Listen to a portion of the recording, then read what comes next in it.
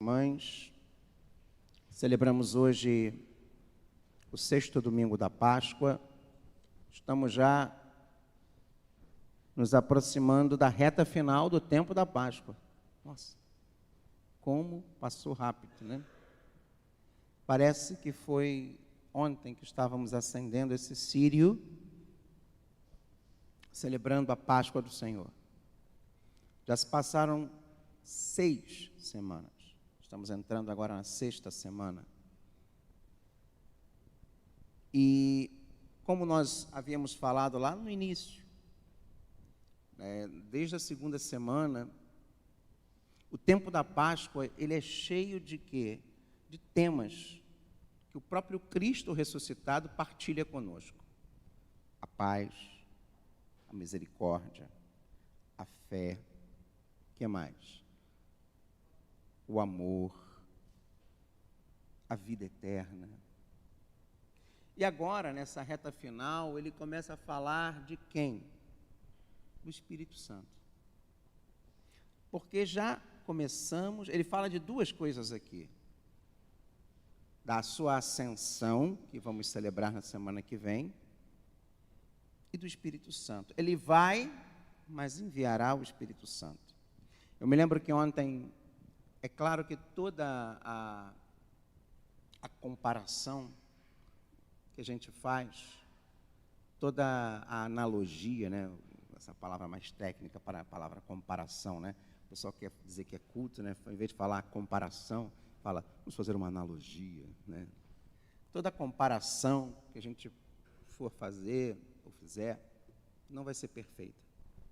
Mas eu gosto muito de uma comparação da Santíssima Trindade com uma flor. Sabe? Uma vez um monge, que até foi meu professor, fez essa comparação, eu achei bonita, né, sobre o Espírito Santo, sobre o Pai e o Filho. Ele dizia que numa flor, o Pai é o quê? É a raiz. Está ali embaixo da terra, ninguém vê, mas é a fonte da onde gera, se brota o Filho, que é o quê? O caule, os ramos, as folhas, as flores, e sobretudo na sua dimensão mais frágil, que é a pétala da flor. Você, às vezes, um toque numa pétala, a pétala é maculada, é machucada, é ferida, é quebrada, ela cai. Da fragilidade, da humanidade do filho, à fragilidade da pétala. E aí eu pergunto a vocês, numa flor, o que seria o Espírito Santo?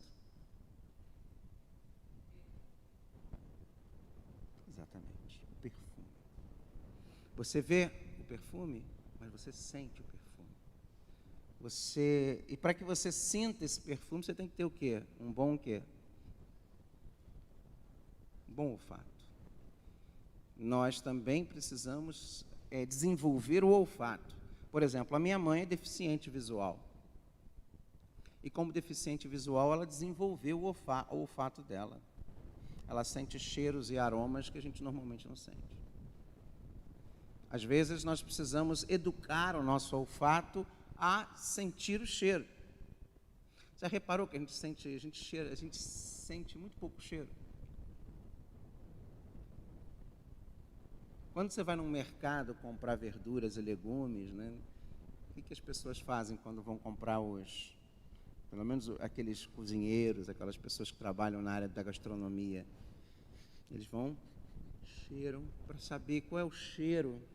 Por exemplo, eu gosto muito de cheirar alecrim, dizem que faz bem para a memória. O alecrim, ele tem propriedades que, sendo exalado o cheiro no alecrim, faz bem para a memória. Oi? Coentro é forte. O cheiro, as próprias pimentas, né? Se você cheirar, quer dizer, eu estou falando de especiarias, mas e as flores? Por exemplo, eu amo de montão a Dama da Noite. Remonta à minha infância, quando a gente passava assim, sentia aquele cheiro doce da Dama da Noite. Você vai na CADEG, Você sente aquele cheiro de flores lá. Enfim, o perfume é o Espírito Santo. E a gente precisa realmente educar a nossa alma para receber o Espírito Santo. E como é que eu educo a minha alma para receber o Espírito Santo? Guardando os mandamentos. E é interessante, né? Não é conhecendo, não é estudando, é guardar. Guardar domingos e festas. O que seria esse termo guardar? Guardar é colocar num armário, trancar e deixar lá? A gente guarda um domingo, a gente guarda um mandamento, como a gente guarda, sei lá, um dinheiro no cofre? O que seria guardar os mandamentos do Senhor? É só colocar dentro da cabeça e deixar ele lá? Exatamente. Praticar, viver, experimentar. Sabe, eu costumo dizer, vou usar uma linguagem de internet que eu usei, né? Seria colocar na sua área de trabalho aquele documento que você tem que acessar todos os dias. Não é nem status, não estou falando de rede social, estou falando de Word, bom e velho Word mesmo, né? Você coloca lá as pastinhas, tem umas que vão lá para os meus documentos, que você não usa, mas normalmente é aquela que fica na área de trabalho. Quando você liga o seu computador, fica assim. Então você tem que chegar ali, já tem que, acessar. Ou seja, guardar deve ser acessar diariamente. Assim como você acessa o YouTube, assim como você acessa o Instagram, assim como você vai lá no seu celular, e no seu... Acessar diariamente. Guardar é você experimentar, é você acessar, é você viver os mandamentos, é você colocá-lo no seu dia a dia. Isso ajuda a gente a nos educarmos, a estarmos mais sensíveis à ação do Espírito Santo. Nos ajuda a graça. Eu nunca me esqueci, meu querido Dom Filipe, que anteontem completou 50 anos de sacerdócio. Padre Filipe, eu conheci o Dom Filipe, Padre Filipe. Eu me lembro da ordenação dele de bispo, em 96. Eu me lembro dele padre, me dando aula de teologia. E a primeira aula que ele me deu, ele me explicou graça. O que é graça? Graça, ele resumiu a palavra graça numa única palavra. Graça é presença. Estar na graça é estar na presença. E a graça gera comunhão. Por quê? Porque se eu estou na presença de Cristo, se eu me coloco na presença dele, se gera o que entre eu e ele? Um relacionamento, uma comum união. Então, a graça gera comunhão. Por isso, a graça, ou a presença, ela é o quê? Santificante. Porque ela santifica, ela gera o quê? Santidade. Ela gera o quê? Vir. Vir quer dizer o quê? Virtude. Virtude não é só uma sucessão de atos bons. Virtude é uma força espiritual que nasce dessa experiência da presença de Deus em mim. Então, guardar os mandamentos não é um mero cumprimento formal, mas é um cumprimento existencial. Eu me lembro que a gente, às vezes, no seminário, quando eu entrei para o seminário, a gente tem que rezar todos os dias a liturgia das horas. Você tem que pegar lá e rezar as laudes, a oração do meio-dia, as vésperas, a completa. Mas o que faltava, às vezes, naquela época, era uma educação, no sentido de que, mas por que eu tenho que rezar? Porque é a oração oficial da igreja e o padre tem que rezar. Não. Uma vez o Dom Filipe me ensinou, Padre João, quando você se coloca em oração, você se coloca diante, você coloca a sua alma, você coloca o seu espírito diante do mistério. Você coloca a sua vida, você coloca a sua liberdade, você coloca o seu ser diante do mistério. E você abre a sua alma, o seu ouvido, os seus sentidos, para que Deus possa estar com você e em você. Você sensivelmente se permite ser tocado pelo mistério. A oração não é algo que eu faço para pedir alguma coisa, ou só para agradecer, mas é um mergulho do seu ser na força de Deus, na presença do Senhor. E aí ele falou assim, rezar não é fácil, porque diante do mistério a gente se cala. Quando acontece uma coisa muito extraordinária, a gente perde a voz, né? A gente fica impactado, né? Aquele impacto, assim. Quando você vê uma coisa extraordinária ou muito bonita, você fica tão, desculpa o termo, embasbacado, né? Que você fica... E ele dizia, diante do mistério nós nos calamos. Às vezes a gente não consegue emitir uma palavra, porque a gente fica ali absolvido, a gente fica, não é paralisado, mas admirado. E realmente, às vezes, a gente não precisa rezar só com palavras, e com voz, e com sons. A gente reza com o nosso estupor, com a nossa admiração. E a gente fica meio que extasiado com aquilo. E é essa experiência de presença que gera na gente comunhão, que gera na gente essa relação mais profunda. E o bom odor de tudo isso é o Espírito Santo. Quem nos move, quem nos traz o Cristo diariamente? Quem é que nos traz serenidade? Não perturbe-se o vosso coração, não se perturbe, não se intimide. O Espírito Santo nos dá ousadia, esse odor, esse perfume da flor, é aquilo que nos fortalece, nos fortifica, nos dá sabedoria, nos dá serenidade, vai limpando, vai curando, vai purificando, vai acalentando, vai acalmando. Ontem à noite eu estava fazendo um chá, né? Friozinho, é bom tomar um chá, né? Eu tomei um camomila com capim-cidreira e erva doce, eu fiz uma mistura, né? E aí, nesse friozinho, qual é que a gente pega? A gente pega a panela, bota a água, né?